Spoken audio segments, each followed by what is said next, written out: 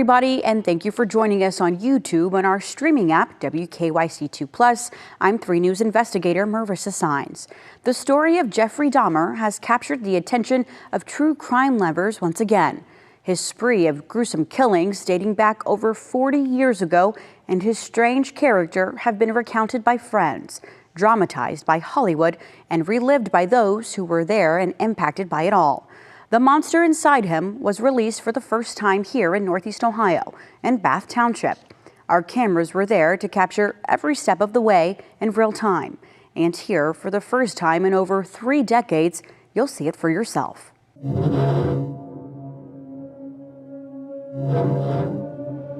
What are you doing there? The story of Jeffrey Dahmer is captivating a new generation across the globe. I hear screaming coming from your apartment. But for some here in Northeast Ohio, it's reliving a story many still can't understand. My address was 4485 West Bath Road, and Jeff Dahmer's was 4480 West Bath Road, right across the street. For childhood friend Eric Tyson, the early memories around Bath Township are innocent, full of nostalgia. This is the hill. Our school bus stop was just up ahead at the base of this hill. It was up here, this driveway up on the left. That's where our old school bus was. On our left is Jeff Dahmer's house. My house is right across the street. That's my old house. It looks a lot different. Tyson says he and Dahmer, just 3 years apart, spent many of their young years together, hiking and biking, until each took vastly different paths. He had quite a collection of skeletons, and he was interested in that. Nothing I particularly was interested in, but to each their own. By high school, they drift apart. Dahmer played tennis. Tyson was into electronics and photography. By the time he started driving, I didn't see him a whole lot. But Tyson can't shake moments of Dahmer that were less than normal. I think Jeff was lonely. He was an attention getter. He wanted to do crazy antics, and making noises and that sort of stuff. Dahmer began his killing spree close to home. The first in 1978, just 3 weeks after graduation from Revere High. Tyson had no clue of the horror happening just yards away. We were watching the news and the story broke, and the phone rang right away. Dahmer picked up 18-year-old Stephen Hicks, killing the Summit County teen and burying him around the house. Well, I knew the property. I knew the little door underneath the house where they say he had stashed the body. The days aren't so fun for his attorney, Bob Mosener. And frankly, I've never had a client like Jeffrey Dahmer. A recommendation from a reporter would lead Dahmer's father, Lionel, to Mosener, who was in Philadelphia with no sights set on the national story. Wasn't following the case. Wasn't interested in it. Mosener describes his meeting with Dahmer as nothing less than how he's portrayed on the screen. But hearing the graphic detail was more than I could stand. I had a drill at home, and it's gonna sound bad.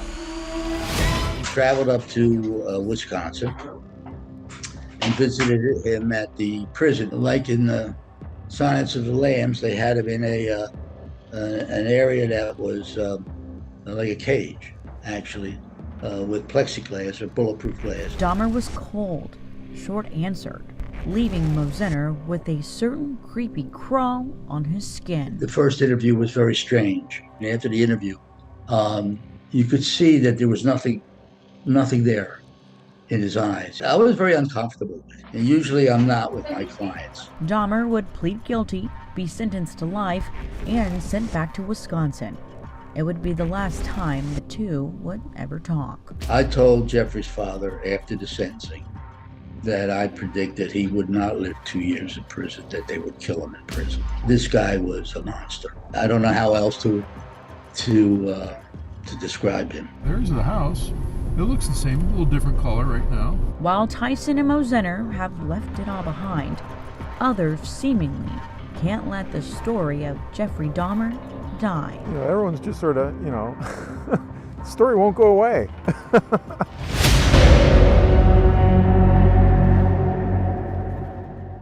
Our very own WKYC archive footage takes us back to the early 1900s when Jeffrey Dahmer was being sentenced after pleading guilty to killing 18-year-old Stephen Hicks. In this 1992 news report, you'll see how Northeast Ohio was discovering the case for the first time.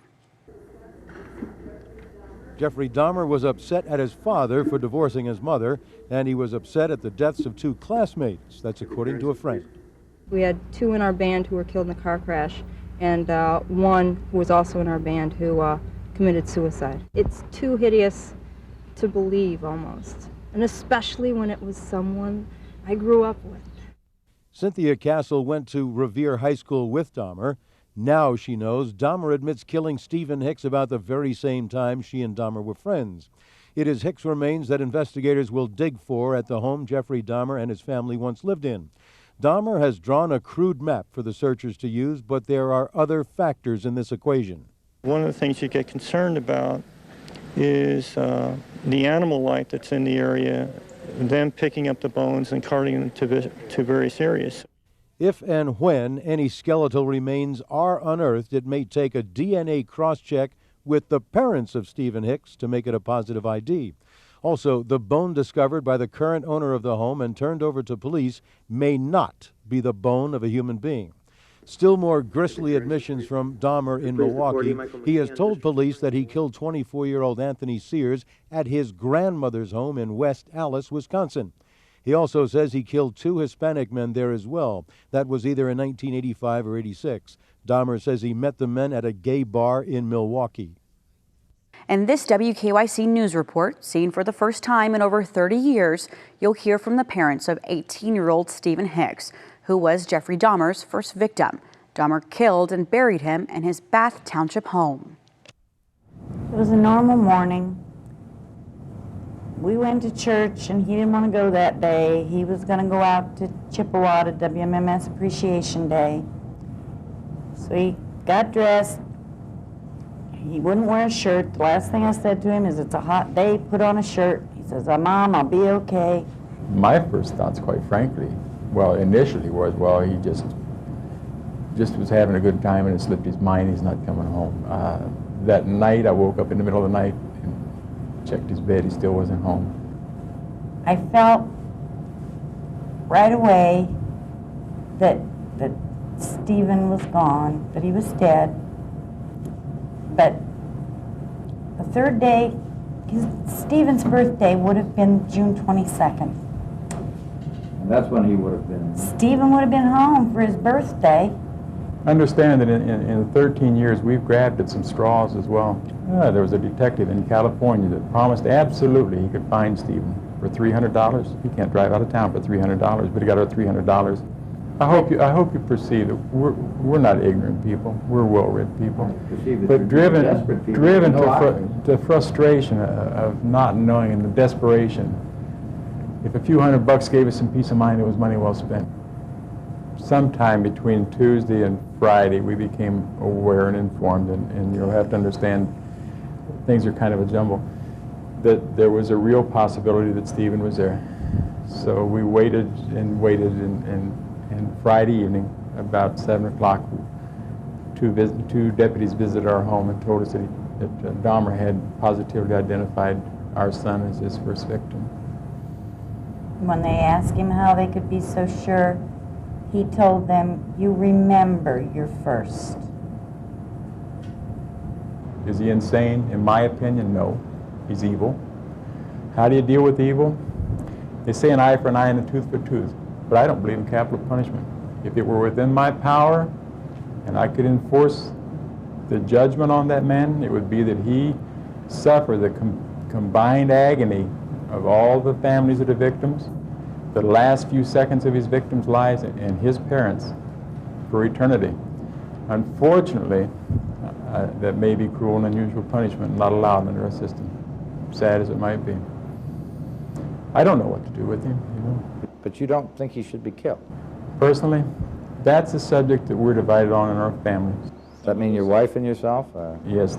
I believe in capital punishment. I don't think that we should have to pay our taxes to support these monsters and give them their rights for the rest of their lives when they took away the basic right of life from people. And if I thought killing him would bring my son back, I'd do it myself. And if I thought killing him would stop it from happening in the future, I'd do it myself. Just don't ever let him out. Our WKYC archive video takes us back to 1991, to the Jeffrey Dahmer case. Our cameras were there when investigators combed through the house, searching for the bones of his first victim, 18-year-old Stephen Hicks. Even working with the map provided by Jeffrey Dahmer, the 8-person search crew still has a lot of ground to cover, or in this case, uncover, before they could actually begin digging for the remains of Stephen Hicks. The 2-acre site first had to be cleared of brush and weeds. Then came the actual process of locating the bits and pieces of bones that Dahmer told authorities he scattered around the area. The Summit County coroner describes it as looking for a needle in a haystack. Not only was the deceased dismembered, but then the bones were broken apart with a sledgehammer. And so we are looking at fragments that the largest of which may be no bigger than your hand. The search also included the crawl space under the former Dahmer home.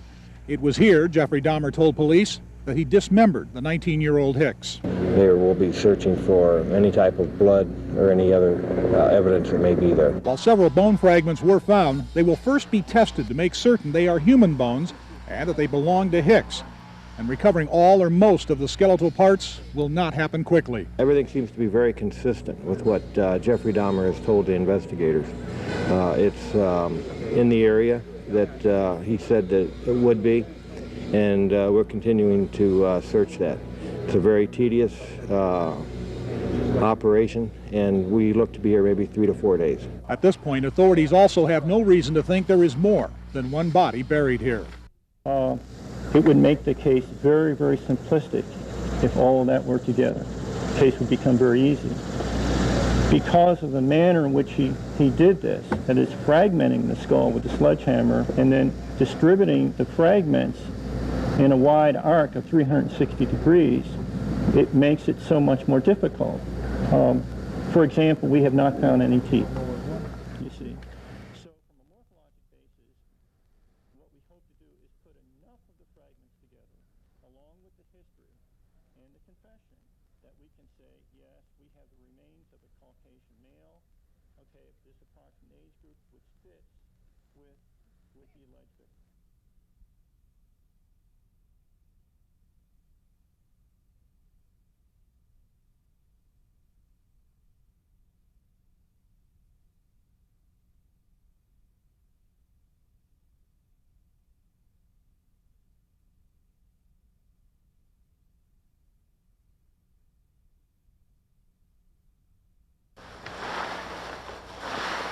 As the day progressed, details trickled out. First, after brush was cleared away, a small piece of bone was found, about 150 feet from Dahmer's former home. Then another piece, and eventually more than 50. It's thought that 70% or more are human bones. We feel that all this took place within a couple days after the actual killing. It now appears clear that the story Dahmer told authorities in Milwaukee of first killing, then dismembering Stephen Hicks is true. Evidence found so far appears to be from only one victim, as Dahmer says. His detail is so good that he is literally providing police with a roadmap to body parts. The most evidence was found here in a crawl space beneath the home. It was here that Dahmer says he cut up Stephen Hicks' body. A bloody handprint was found on a cement wall, many bones, human hair, and what coroner William Cox calls a substantial amount of blood. Authorities hope to find enough bone fragments to confirm that the body found here is indeed that of Stephen Hicks. But their job is being made more difficult because Jeffrey Dahmer has told authorities that 13 years ago he smashed the skull of his victim shortly after the killing. He has stated that he stood up on the cliffs, and after he had fragmented the bones with a sledgehammer, he literally threw them in an arc of 360 degrees. It makes it so much more difficult. For example, we have not found any teeth.